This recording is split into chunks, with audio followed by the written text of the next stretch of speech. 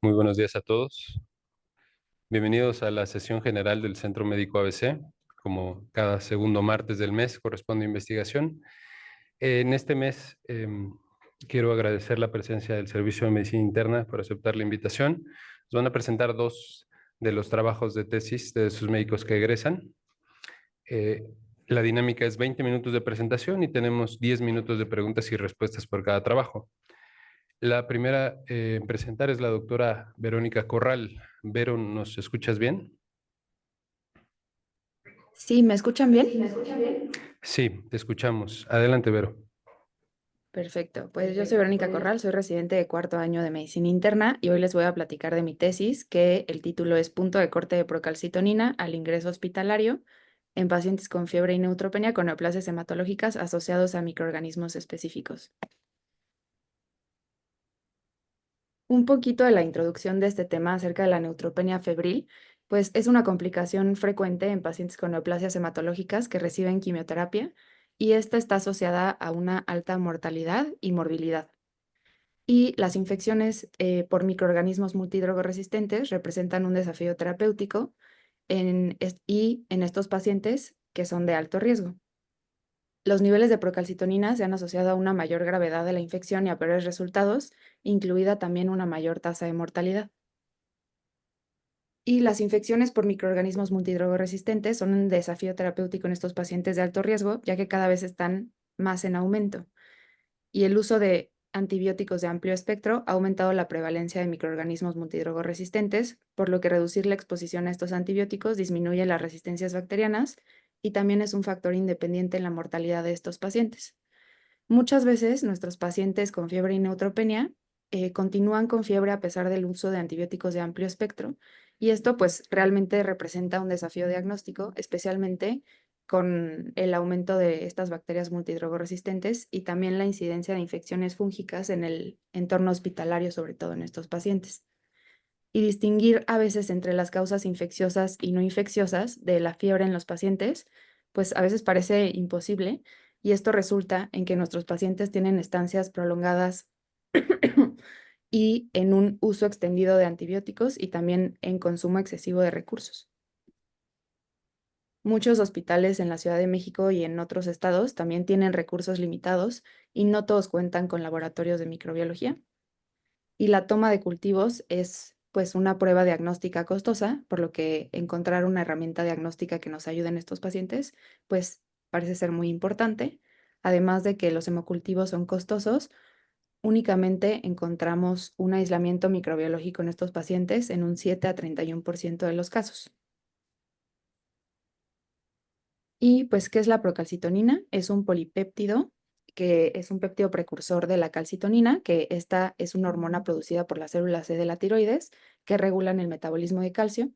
En condiciones normales, la procalcitonina se produce en cantidades muy chiquitas y no es detectada en sangre de forma significativa, pero en el contexto de una respuesta inflamatoria sistémica, el comportamiento de esta hormona cambia drásticamente y la presencia de una infección bacteriana, pues, activa a este sistema inmune innato y esto desencadena una respuesta inflamatoria masiva, ayudando entonces la producción de procalcitonina aumenta como parte de esta respuesta, ayudando a medir la severidad de la infección y algunas toxinas liberadas por bacterias, especialmente las bacterias gram negativas, son uno de los principales inductores de la síntesis de procalcitonina.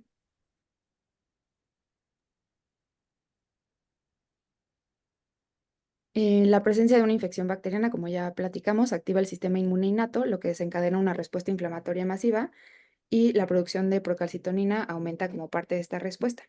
A diferencia de la proteína C reactiva, que es otro de los marcadores de inflamación que también usamos mucho en el contexto de infecciones, la procalcitonina se eleva más rápidamente entre 4 a 6 horas y tiende a disminuir más rápidamente en cuanto la infección bacteriana es controlada.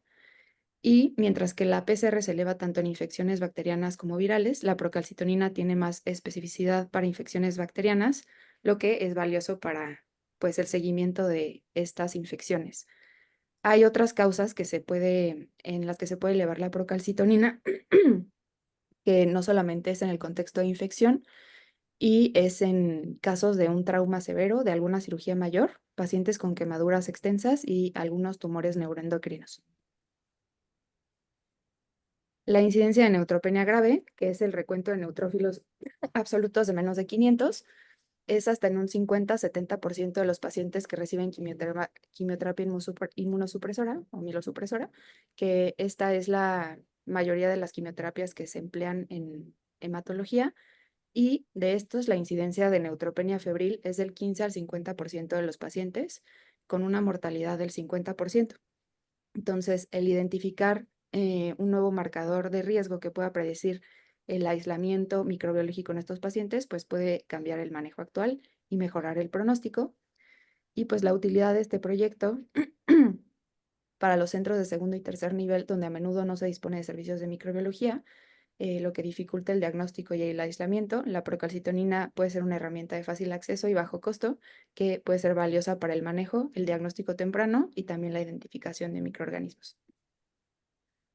Como mi objetivo primario es la identificación del punto de corte de procalcitonina al ingreso hospitalario en pacientes con neutropenia y fiebre, con neoplasias hematológicas, que es predictor para la identificación de microorganismos específicos, y parte de los objetivos secundarios es evaluar la sensibilidad, evaluar la sensibilidad, especificidad, valores predictivos, razones de verosimilitud de la procalcitonina como marcador pronóstico, de choque séptico también en pacientes con fiebre y neutropenia, determinar mediante curvas ROC el área bajo la curva de procalcitonina para diagnóstico de choque séptico, mortalidad y también microorganismos específicos, y evaluar los factores de riesgo predictores de choque séptico en pacientes con neutropenia y fiebre con diagnóstico de neoplasias hematológicas. Esos son los objetivos secundarios.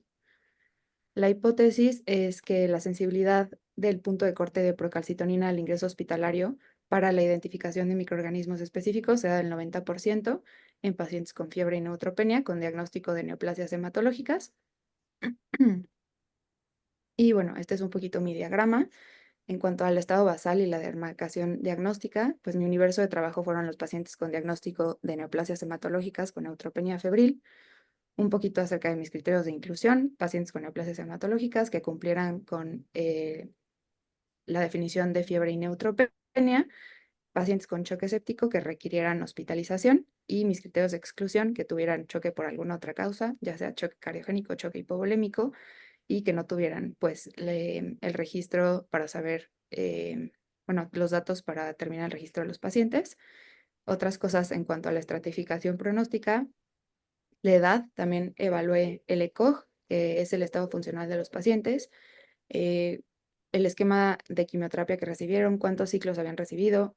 Y en cuanto a las enfermedades, entraron las leucemias mieloides agudas, las leucemias linfoblásticas agudas, mieloma múltiple, linfomas no Hodgkin, linfomas de Hodgkin, y también vimos profilaxis antimicrobiana y también sitio de infección. La maniobra fue el punto de corte específico asociado a microorganismos específicos, y pues como desenlace primario, el punto de corte asociado a microorganismos específicos. Acerca del cálculo de tamaño de muestra, pues esta es la fórmula que utilicé para calcular mi N con los valores de Z de alfa que les pongo en el cuadrito de la derecha, con una potencia esperada de 80-90%. Lo cual me dio un tamaño de N de 245 pacientes, y pues el muestreo se solicitó a Tecnología de la Información para seleccionar a los pacientes hospitalizados del 2019 al 2023 con diagnóstico de neutropenia y fiebre. Mi análisis estadístico, el análisis descriptivo, para determinar las características basales de la población y el espectro de la severidad de la enfermedad en variables cuantitativas, se usó la prueba de Kolmogorov-Smirnov. Para las variables de libre distribución se usaron mediana como medida de tendencia central y rangos intercuartílicos.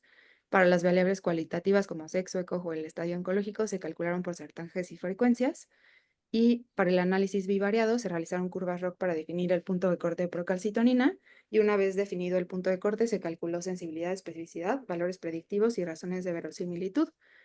Y para el análisis de objetivo secundario se utilizó un modelo de regresión logística para identificar los factores de riesgo para choque séptico, se ajustó por la procalcitonina y las principales variables de confusión, y se calculó media o mediana de procalcitonina y se usó T de Student.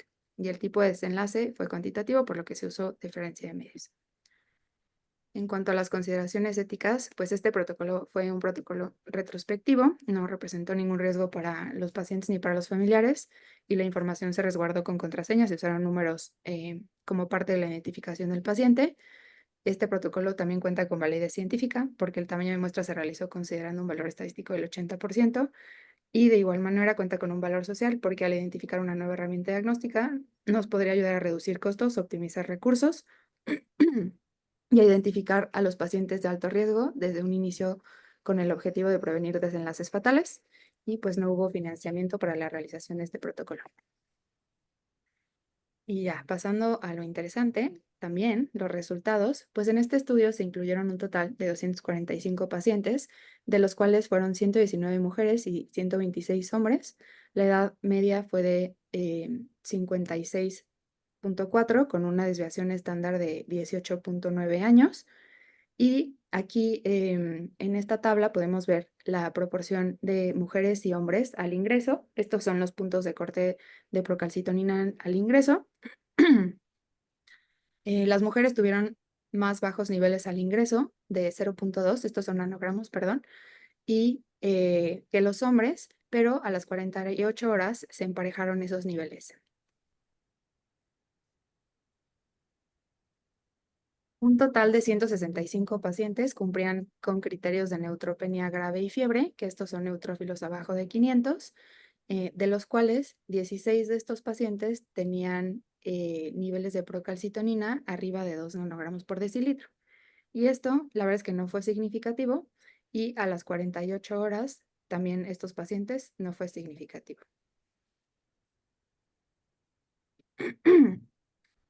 Esta es la tablita de las 48 horas que les decía que de el grado de neutropenia. Aquí no solamente evaluamos la neutropenia profunda, sino con qué neutrófilos ingresaban estos pacientes, que esto sí fue estadísticamente significativo.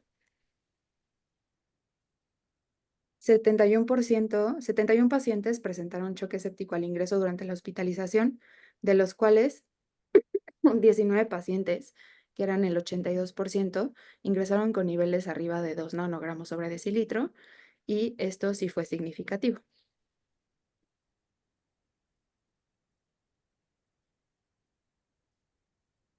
A las 48 horas, los niveles de procalcitonina de estos pacientes que ingresaron con choque séptico fueron mayores. La proporción de pacientes con los niveles arriba de 2 aumentó, ya siendo 47 pacientes, que equivalía al 75,8% de la población, que esto también fue significativo. Y también les voy a presentar lo no significativo, porque esto también es importante. Cosas que me pareció importante ver y que tenía curiosidad de evaluar, como el número de blastos en sangre periférica, ver si era significativo en cuanto a los niveles de procalcitonina, pues no fue significativo. El ECOG de los pacientes no fue significativo tampoco. El uso de dosis altas de esteroide tampoco fue significativo. Y en cuanto al tipo de tratamiento que tenía el paciente, es decir, el tipo de quimioterapia, tampoco fue estadísticamente significativo, ni el número de ciclos recibido. Lo que sí vimos es que el número de ciclos promedio en los que se presentó como complicación fiebre y neutropenia fueron a partir de 5 ciclos. Y bueno, estas son las curvas ROC, que está del lado izquierdo. Esta es una herramienta utilizada para evaluar pues, el rendimiento de un modelo de clasificación, en este caso para aislamientos microbiológicos. En el eje de las X tenemos especificidad, que es decir, la tasa de falsos positivos, y en el eje de las Y tenemos sensibilidad, que este representa la tasa de verdaderos positivos.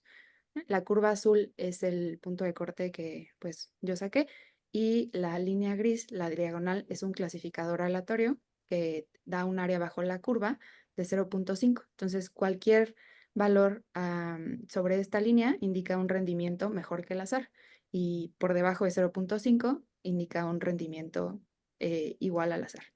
Entonces, la curva para un aislamiento microbiológico de un área bajo la curva de 0.68, que pues sí tiene un mejor rendimiento que el azar. En cuanto a la sensibilidad, aquí pues fueron diferentes puntos de corte a partir de 0.46 hasta 7 nanogramos sobre decilitro. Lo que destaca en esto es para un intervalo de confianza del 95%, es que la sensibilidad se va incrementando, lo que significa que pues la prueba detecta con mayor precisión aquellos que tienen la infección. Sin embargo, la especificidad disminuye y esto significa que pues se vuelve menos precisa para identificar a aquellos que no tienen la infección, aumentando así la probabilidad de falsos positivos también. En cuanto a cada tipo de aislamiento, aquí tenemos para cocos gram positivos, igual la curva ROC, con un área bajo la curva en 0.62, que también está sobre el área. Y aquí esta es pues el número de pacientes que se identificaron con cocos gram positivos. Fueron 31 pacientes, de los cuales el 30.4% con niveles de procalcitonina al ingreso arriba de 2 nanogramos sobre decilitro y el 15.8% de los pacientes con niveles entre 0.2 y 1.9 y la minoría de los pacientes, que fue el 6.6%, con niveles abajo de 0.2. Aquí, para estos valores, pues sí fue significativo. Y para el punto de corte de 0.46, que es el que nos dio, digamos que los mejores valores de sensibilidad y especificidad, este punto de corte para el aislamiento de cocos gram positivos tiene una sensibilidad del 70%, con una especificidad del 37%, un valor predictivo positivo del 88% y un valor predictivo negativo del 26%. Para los bacilos gram negativos, en realidad el área bajo la curva aquí está en 0.53, ¿no? Está muy cercano a 0.5, lo que indica que pues este modelo no tiene tan buen poder discriminativo o un poder discriminativo confiable.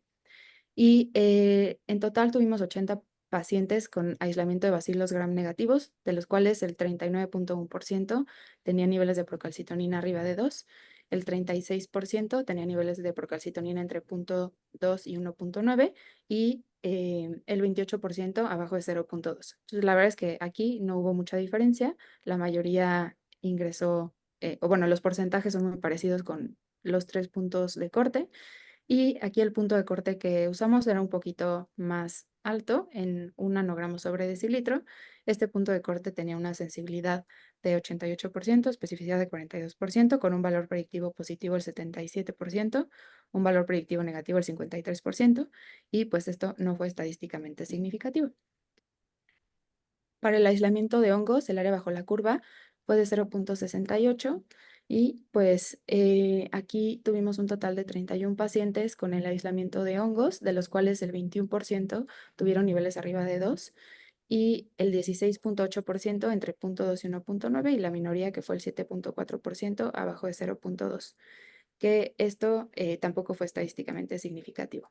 Y para los puntos de corte de 0.46, pues tiene una sensibilidad para el aislamiento de hongos de 72%, una especificidad de 51%, valor predictivo positivo 91% y un valor predictivo negativo del 21%.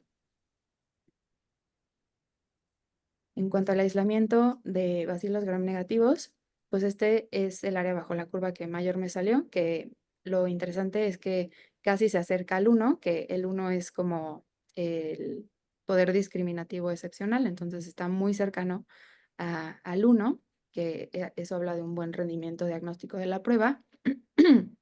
En total, fueron 13 pacientes los que tuvieron aislamientos de bacilos gram positivos y de estos el 13% tenía niveles arriba de 2, aquí son 2, perdón, y el 5.9% entre 0.2 y 1.9 y la minoría, que fue el 3% abajo de 0.2, que en realidad esto no salió estadísticamente significativo. Y la prueba tenía para puntos de corte de 0.46, una sensibilidad del 70%, una especificidad del 53%, con un valor predictivo positivo del 99%, que es un valor predictivo muy alto, y un valor predictivo negativo del 19%. Y en cuanto al aislamiento viral, pues el área bajo la curva es de 0,66. Lo interesante aquí fue que, si se fijan, 25 pacientes tuvieron el aislamiento viral como tal, de los cuales el 0% de los pacientes tuvieron niveles arriba de 2. Entonces, pues esto es importante porque la mayoría de los pacientes con algún aislamiento viral tenían niveles abajo de esto. Y el punto de corte que se usó aquí fue 0,46 con una sensibilidad de 67%, especificidad de 12, un valor predictivo positivo de 87% y un valor predictivo negativo del 4%. Y esto sí fue estadísticamente significativo.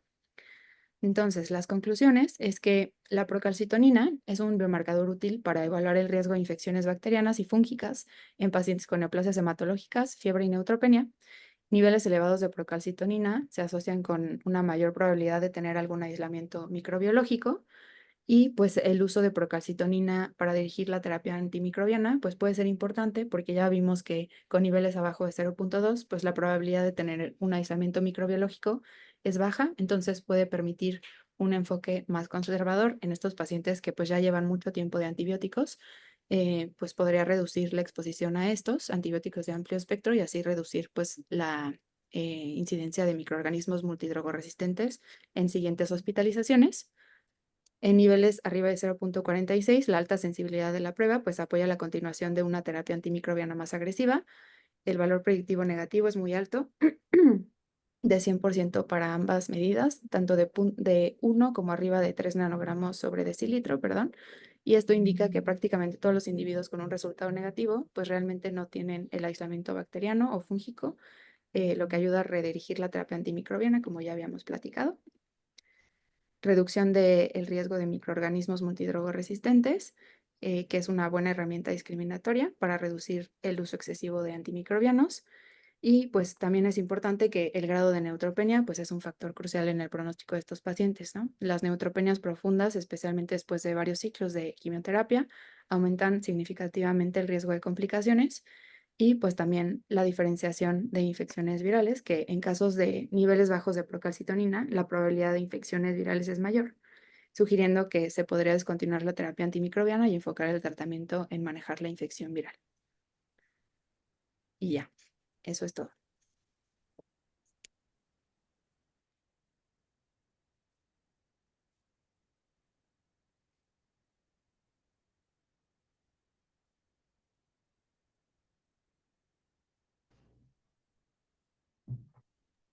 No sé si hay alguna duda o comentario, no escucho nada. Sí, ok. ¿No se escucha aquí en Santa Fe? ¿Que nos escuchan? Creo que ya nos escuchan en Santa Fe. Sí, ya. Y aquí estamos con eco. No, ya se fue el eco. No, sí, tenemos eco. Entonces, fiebre y neutropenia, doctora.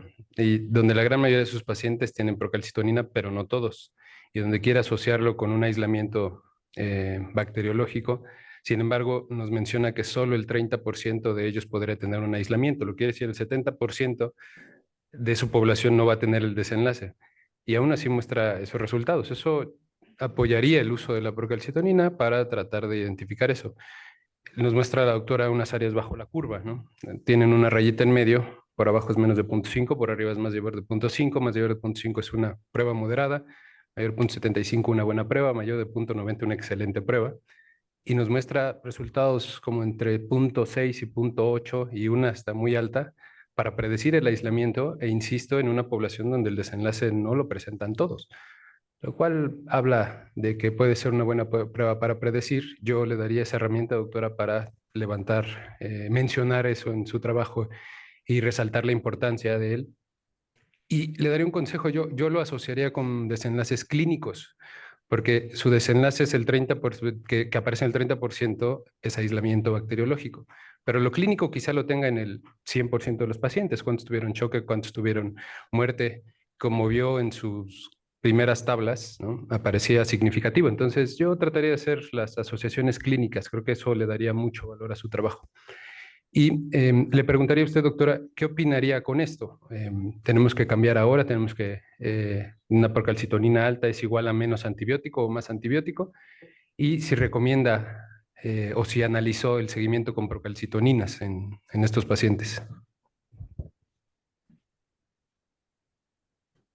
Pues yo creo que algo que hay que tomar muy valioso de, pues, de estas conclusiones es que sí, estos pacientes que tienen niveles bajitos, pues sería importante descontinuar los antibióticos de amplio espectro, porque algo que sí se vio en este tipo de aislamientos, que ya no lo puse por cuestiones de tiempo, fue que la mayoría en siguientes episodios de fiebre y neutropenia, pues como les puse, sí tienen desarrollo de microorganismos multidrogoresistentes, que pues esto al final sí aumenta la mortalidad de estos pacientes.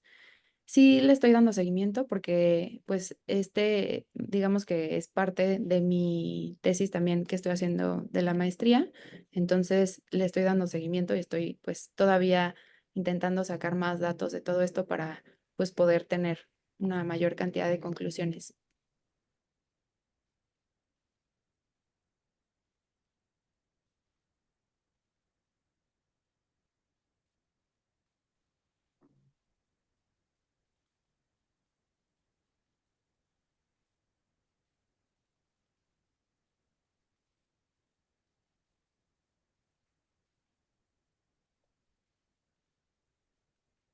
Creo que no se escucha, no sé si están hablando. Eh, ¿Ahora me escucha? Muy Sí, ya. bien. Lo que yo propondría es un excelente trabajo, le felicito. Lo que yo propondría es que este estudio se tiene que reanalizar con estadística bayesiana, porque si uno pone la probabilidad preprueba dentro de los números que tiene, todos los números van a ser de mucha utilidad. No solo es estadísticamente significativo, sino clínicamente significativo. La conclusión más importante del estudio con los números que usted presenta es que la procalcitonina solo sirve para decirnos que la infección es por un gram positivo y que la probabilidad de que haya virus es muy baja. Hay una situación de ruido porque no tendría por qué elevarse la procalcitonina en presencia de hongos, pero creo que los números son muy útiles, es un buen trabajo. Yo siempre digo que al final las cosas las tenemos que poner de una forma que todo el mundo las entienda, en reglas güerísticas. No confíen en un intensivista que necesita procalcitonina para diagnosticar sepsis, pero tampoco confíen en un intensivista que no se preocupa porque la procalcitonina no baja. Y yo pienso que gran parte de esto es ponerle pasión y entender. La curva ROC nace durante la Segunda Guerra Mundial con un intento de que los sonares diferenciaran entre ballenas y submarinos alemanes. Es muy interesante esto, cómo se va construyendo esta curva operador dependiente para que el operador del radar le pueda decir al capitán que lo que está en el radar es una ballena o es un submarino. Así fue como se empezaron a construir las curvas operador dependiente. O sea, es fascinante si lo vemos de esa manera. Muchas gracias. Gracias, doctor. Por favor, doctora. Gracias. Doctora Millán. Buenos días. Sí, ¿me escucha? Sí. Felicidades por su trabajo. Me llama la atención las fechas en las que recabó los datos de los expedientes. Esto incluye a la pandemia.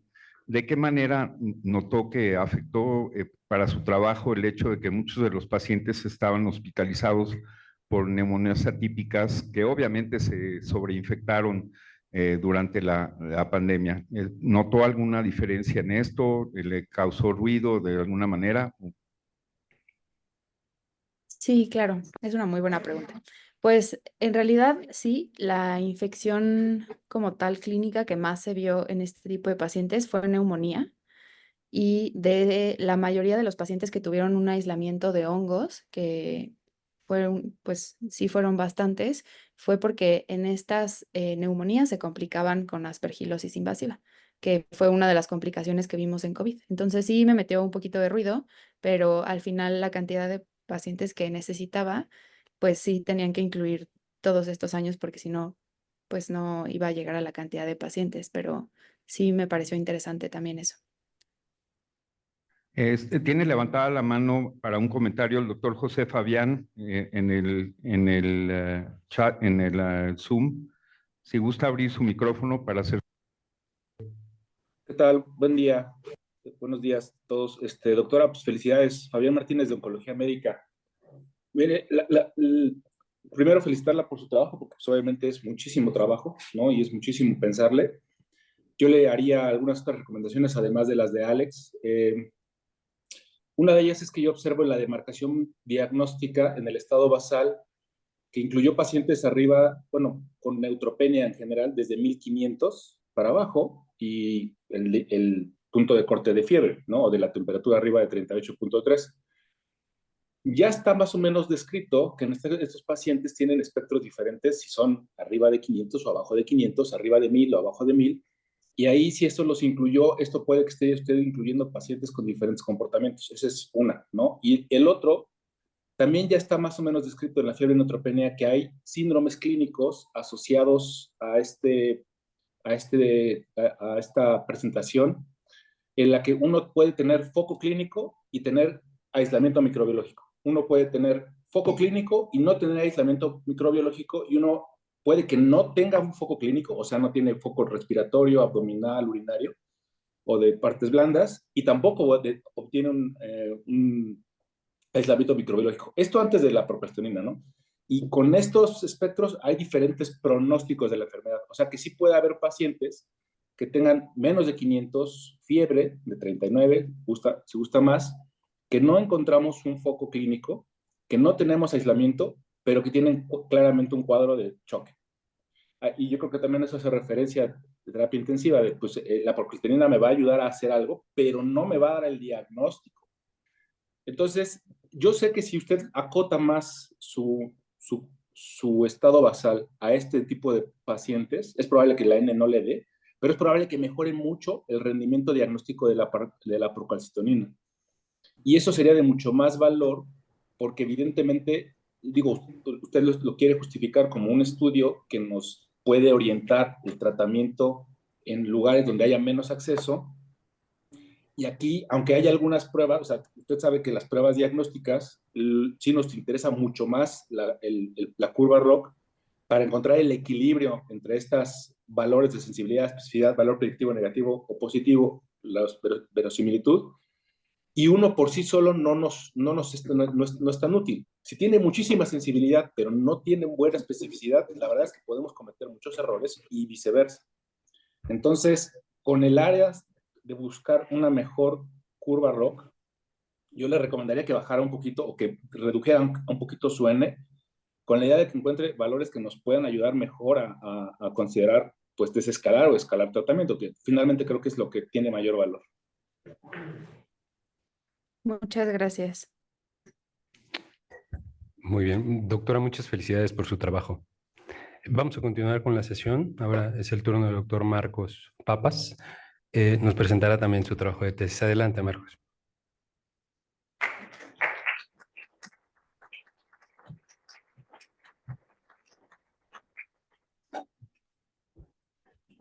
Buenos días. ¿Me escuchan allá en Santa Fe? Voy a asumir que sí. Gracias por la invitación. Yo soy Marcos Papas. Soy residente de cuarto año de medicina interna y les voy a presentar mi tesis que tiene este título: Inicio temprano de la vía oral en pacientes con pancreatitis aguda y su asociación con el desarrollo de complicaciones intrahospitalarias. Esto lo hice con la tutoría del doctor Mario Peláez Luna, que es gastroenterólogo del hospital y especialista en páncreas. Entonces, para la introducción les quiero platicar un poco de cómo llegué a la idea de hacer este estudio. Históricamente, en los pacientes que tenían pancreatitis aguda, se planteaba dejarlos en ayuno hasta que se normalizaran las enzimas pancreáticas o hasta que se resolviera el dolor. Y esto pues podría ser varios días, ¿no? Esto fue basado en estudios en murinos, en los cuales se vio que la estimulación del páncreas llevaba a más inflamación o a niveles más altos de enzimas pancreáticas. De hecho, hay encuestas recientes de los últimos años en las que se ve que menos de 30% de los médicos inician la vía oral en pancreatitis aguda en las primeras 24 horas y más del 40% espera más de 48 horas para iniciarla. Esto pues puede ser deletorio, perjudicial por un par de motivos principales. El primero es que en la pancreatitis aguda moderada severa hay una respuesta inflamatoria intensa que conlleva a un estado catabólico importante, y que si el paciente pues permanece en ayuno durante un tiempo prolongado, puede afectar el estado nutricional. Y la segunda es que el ayuno prolongado disminuye la perfusión intestinal, lo que conlleva un aumento de la permeabilidad intestinal, de la translocación bacteriana, y ya está bastante bien establecido, que lleva un aumento en el riesgo de falla orgánica, de necrosis infectada y de sepsis en estos pacientes. Entonces, ya hablando de estudios pues clínicos más recientes, el inicio temprano de la dieta en pancreatitis aguda leve a moderada es seguro. Se ha visto que no aumenta la intolerancia a la vía oral y que disminuye o puede disminuir el tiempo de estancia hospitalaria. Por otro lado, en pancreatitis aguda grave hay dos estudios principales, uno que puso un punto de corte 24 y otro de 48 horas para iniciar la nutrición enteral. Se ha visto que disminuyeron, o sea, la nutrición enteral disminuyó la tasa de infecciones, la falla orgánica y la muerte. Sin embargo, no incluyó pacientes con vía oral. Entonces ahí queda la duda. En pacientes que tienen pancreatitis aguda leve a moderada, ¿qué tan útil es el inicio temprano de la vía oral para disminuir las complicaciones intrahospitalarias? Y por otro lado, ¿qué significa inicio temprano de la vía oral? Les pongo aquí las recomendaciones actuales. Tenemos la del American College de Gastroenterología, de los europeos y de la Asociación Americana.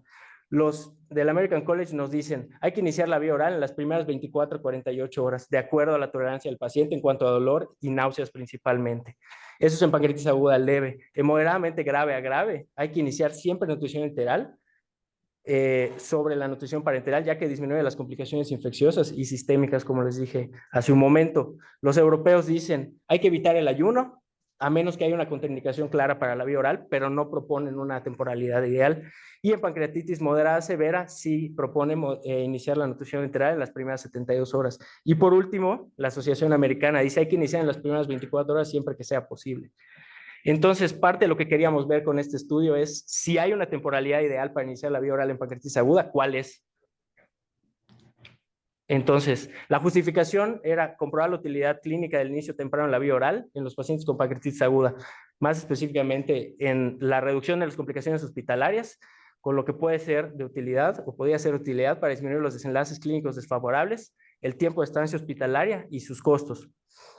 La pregunta de investigación era la siguiente: ¿cuál es la asociación entre el inicio temprano de la vía oral en pancreatitis aguda y el desarrollo de complicaciones intrahospitalarias? Y los objetivos que teníamos nosotros al inicio era determinar la asociación entre el tiempo de inicio de la dieta y el desarrollo de complicaciones hospitalarias, era el objetivo general. Como objetivos específicos teníamos describir las características clínico-demográficas de los pacientes con pancreatitis aguda en nuestro centro, determinar la relación entre el tiempo del inicio de la dieta y la tasa de complicaciones sistémicas y locales, correlacionar el tiempo de inicio de la dieta con la tolerancia de vía oral a las 72 horas del ingreso y determinar la relación entre el tiempo de inicio de la dieta y el requerimiento de analgésicos. Finalmente, también asociarlo con los días de estancia hospitalaria. Entonces, pues la hipótesis era que el inicio temprano de la vía oral, definiéndolo nosotros como en las primeras 24 horas, se asociaría a una menor tasa de complicaciones intrahospitalarias. El diseño del estudio era un estudio retrospectivo, transversal, observacional y analítico que hicimos aquí en el Centro Médico ABC, en observatorio, incluyendo pacientes de observatorio de Santa Fe, de 18 años de edad o más, con el diagnóstico de pancreatitis aguda, que ingresaron a partir de enero del 2016 hasta enero del 2023, descartando a los pacientes que tenían intolerancia a la vía oral de manera inicial y también a los pacientes que cumplían con los desenlaces de complicaciones locales o sistémicas desde su ingreso.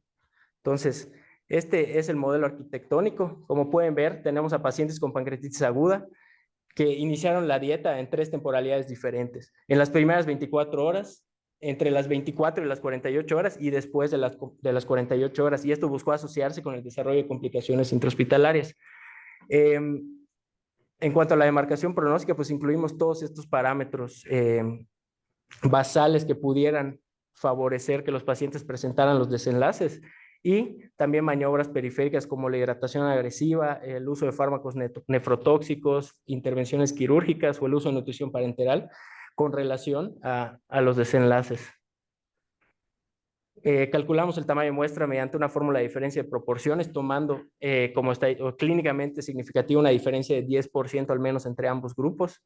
Se realizó un muestreo no probabilístico por conveniencia y se analizó con el paquete estadístico SPSS versión 27. Se realizó la prueba de Kolmogorov-Smirnov para determinar si las variables cuantitativas se distribuían de manera normal o libre. Las que se distribuyeron de manera normal las describimos como medias y desviaciones estándar, y las que se distribuyeron de manera libre como mediana y percentiles. Las variables cualitativas se describieron como frecuencias y proporciones. Para el análisis bivariado realizamos una prueba de chi cuadrada de Pearson o exacta de Fisher entre cada factor y la presencia de cada uno de los desenlaces. Y para el análisis multivariado se realizó un ajuste de variables a través de una relación logística binaria múltiple y se obtuvieron los ORs y los intervalos de confianza al 95%. Entonces, estos fueron los resultados que obtuvimos. Entre enero de 2016 y enero de 2023 se hospitalizaron 535 pacientes con el diagnóstico de pancreatitis aguda, de los cuales 140 fueron incluidos en este estudio.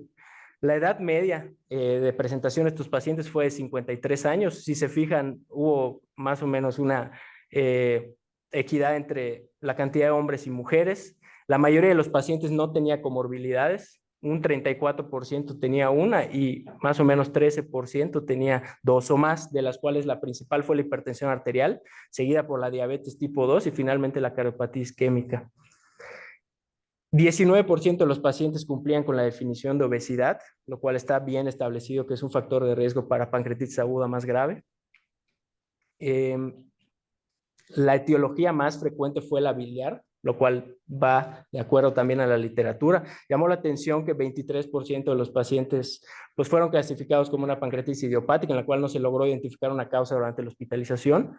Después de eso siguió el alcohol y ya otras causas menos frecuentes. 26% de los pacientes presentaban un Marshall mayor o igual a 2 puntos a su ingreso. 37% una clasificación de SIRS de 2 o más puntos a su ingreso. Y otros parámetros que también sirven como pronóstico en la pancreatitis aguda, como el BUN. 22% llegaban con un BUN de 20 o más. 50% llegaban con un hematocrito de 44% más. Y solo 3% de los pacientes tenían derrame pleural a su ingreso. De manera importante, no hubo diferencias significativas entre los 3 grupos en cuanto a las características basales de los pacientes, como podemos ver en las siguientes tablas, en cuanto a sexo, comorbilidades y demás.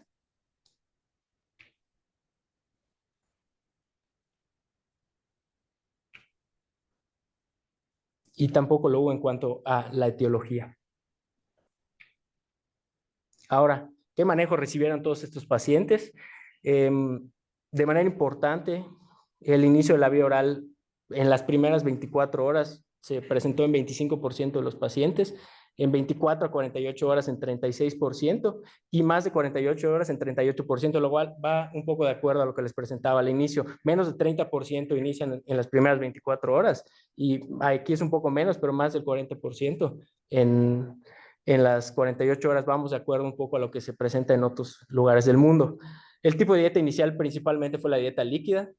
Únicamente 13% de los pacientes iniciaron con dieta sólida.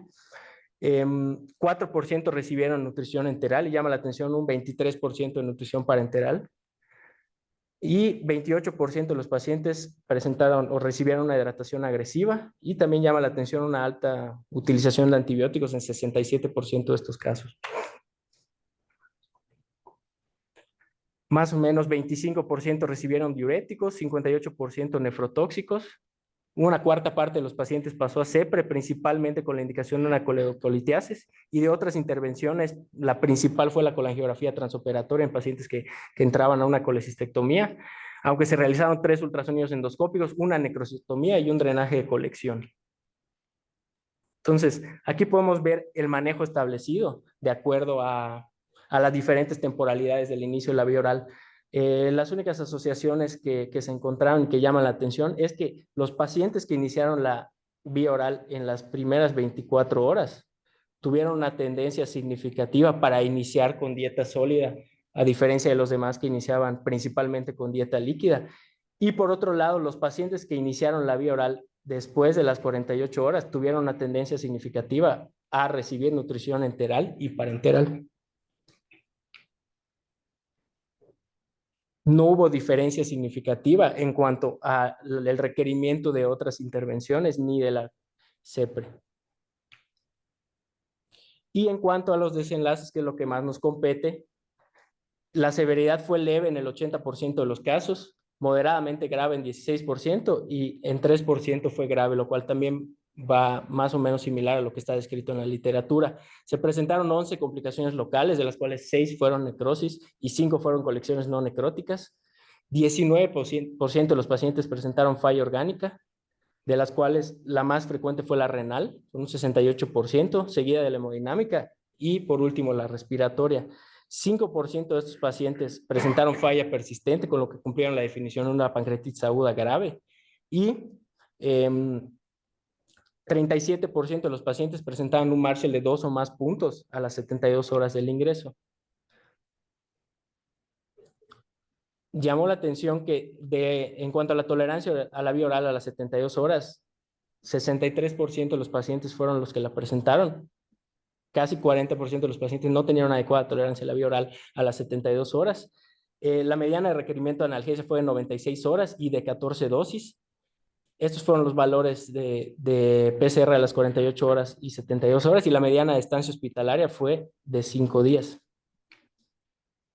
Entonces, la temporalidad de inicio de la dieta en pancreatitis aguda no se asoció con una diferencia en la severidad de la pancreatitis aguda, en la tasa de complicaciones locales, ni en la tasa de complicaciones sistémicas, en el Marshall a las 72 horas o en la falla orgánica.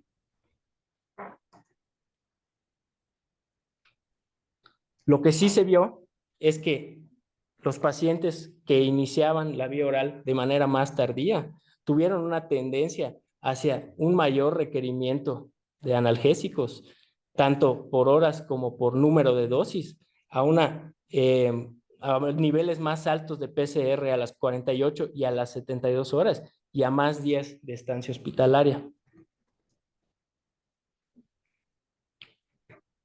Entonces, en la discusión contrastamos estos resultados con todos estos estudios que se fueron haciendo a partir de 2005 hasta el último en 2024. Entonces les voy a mostrar aquí un poco cómo se contrastan estos estudios con los resultados que nosotros obtuvimos en el nuestro. Aquí el tiempo de inicio de la vía oral no se asoció significativamente con la gravedad de la pancreatitis aguda. En positivo les pongo los resultados que van de acuerdo. Estos 3 estudios están de acuerdo con que pues el tiempo de inicio de la vía oral no se asocia con la gravedad de la pancreatitis aguda. Únicamente este estudio de Ramírez y sus colaboradores pues demostraron resultados diferentes. En nuestro estudio, el tiempo de inicio de la vía oral no se asoció significativamente con la tasa de complicaciones sistémicas, lo cual también va de acuerdo con la mayoría de los estudios que se han realizado en este sentido hasta el momento.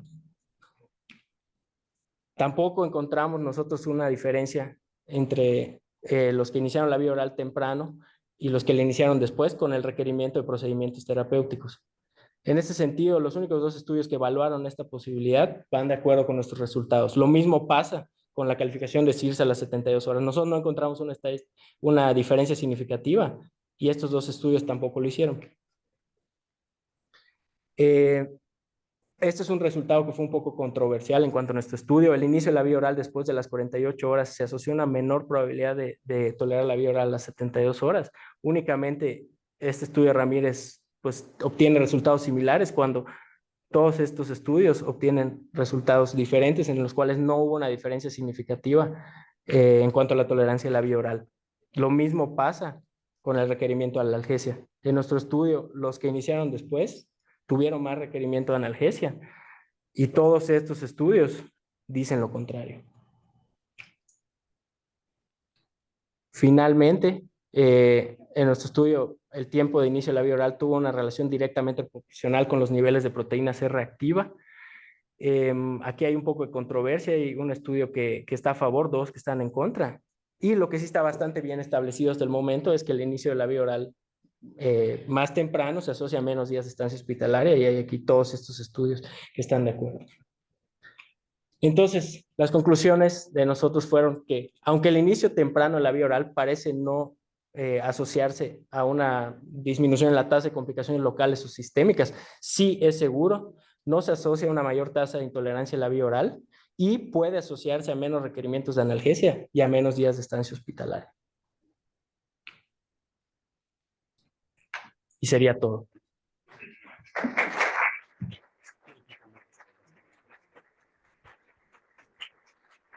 Muchas gracias, doctor. Yo primero quiero felicitarlo porque es un trabajo muy amplio, con una duda que hemos tenido los internistas por décadas, ¿no? ¿Cuándo empezamos la nutrición? Yo quisiera preguntarle qué opina al respecto del sesgo de que sea retrospectivo. Si tengo un paciente con pancreatitis que tiene poco dolor, los marcadores de gravedad se ven bajitos, es probable que le empiece la dieta rápido. Pero si lo veo con dolor, mucho requerimiento de analgesia y con puntos de gravedad en las escalas, es probable que me espere. Usted muestra que no hay una asociación entre empezar temprano y empezar tarde con las complicaciones, pero sí en la gravedad. Bueno, digo, en los marcadores de inflamación, en los marcadores de gravedad, los que empezaron después tenían marcadores más elevados. Entonces yo le preguntaría al revés, ¿no será que no hay diferencia en las complicaciones porque los pacientes que tenían mayor dolor, mayor marcadores, se esperaron para iniciar la dieta? Como digo, eso es un sesgo solo por ser retrospectivo que va a cargar su trabajo siempre, no le resta mérito, es muy buen trabajo, pero yo quisiera preguntarle cómo interpretaría eso y que lo discutiera en su publicación, porque si no tiene que publicarlo. Sí, definitivamente es es algo que yo pensé al analizar este estudio y pues es algo que siempre pasa, como bien dice, con los retrospectivos. No sabemos si no le iniciaron la dieta porque estaban más graves o estaban más graves porque no le iniciaron la dieta. Digo que no fue el caso acá, pero por poner un ejemplo, pasa lo mismo con el tipo de dieta. ¿Por qué iniciaron los que iniciaron primero dieta sólida? Probablemente porque el médico tenía una tendencia a iniciar dieta temprano y a iniciar dieta sólida, que también ya se ha visto que es igual que iniciar dieta líquida y progresar.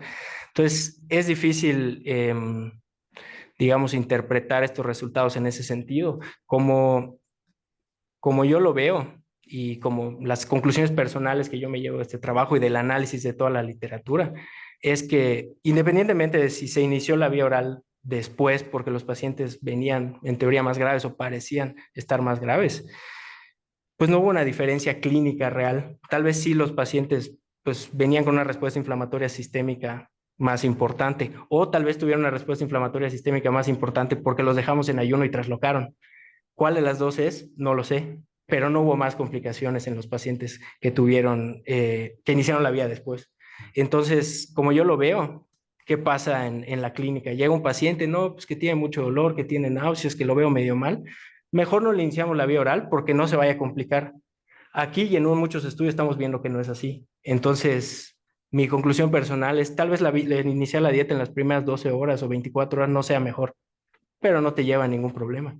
Entonces, si es posible, si el paciente no tiene mucho dolor, no está vomitando y no tiene una contraindicación, iniciemos la vía oral temprano. Y si no, pues tampoco parece que pase nada si la iniciamos en las 48, 72 horas, ¿no? Bien. Por favor, discútalo eso en su publicación. Abrimos el foro para preguntas aquí en Observatorio Santa Fe o en el chat.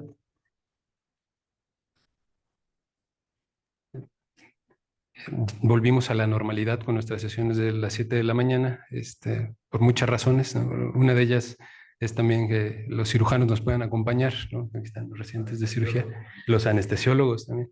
Quisiera preguntar si pancreatitis, si tienen algún comentario los cirujanos, alguna pregunta.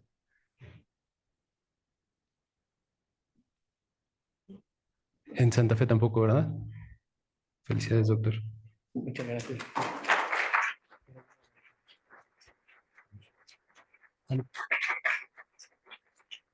Quisiera dar un aviso rápido. A ver, una pequeña estadística de cirugía y de anestesia, que levanten la mano los residentes que estaban presentes. A ver, allá en Santa Fe, por favor. Ok, gracias. Yasmín.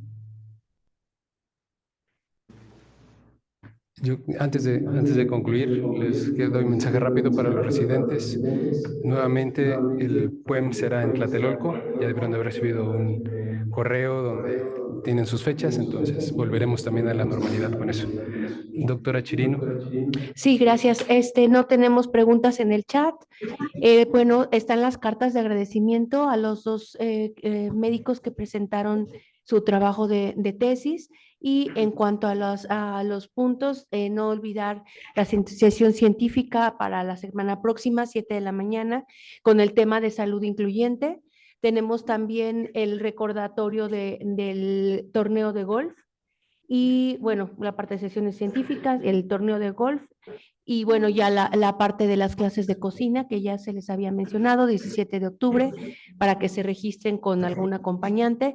Y no olvidar que está dispuesto la vacunación de influenza para todos los médicos, staff, residentes, enfermeras, todo el personal de salud, tanto en Observatorio como en Santa Fe, para que puedan hacer. Y no se les olvide la celebración del Día del Médico, que en esta ocasión se va a llevar a cabo en el Jardín Floresta, que está sobre Constituyentes, jueves 24 de octubre, y si pueden hacer el registro se les agradecería. Entonces, se les espera ya para hacerlo. Y el torneo de golf que ya les había mencionado para quien esté interesado también registrarse.